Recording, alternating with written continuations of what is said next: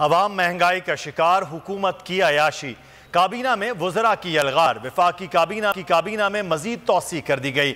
वज़ीर आज़म शहबाज एक साथ 7 मुआवनीन खुसूसी मुकर्रर कर दिए।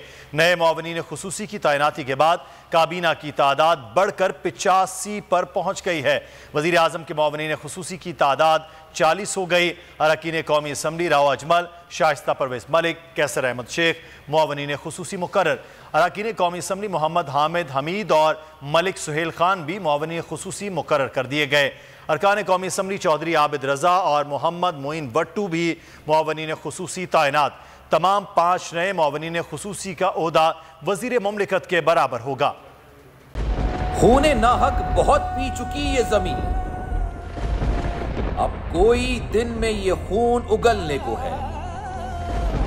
खत्म हो जाएगी ये तमाशागरी, वक्त पलटेगा रोजे जजा की तरह।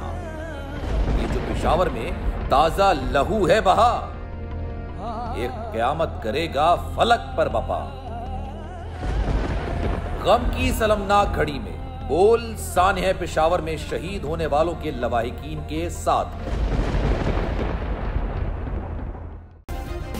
सब्सक्राइब करें और बेल दबाएं ताकि कोई खबर रह न जाए।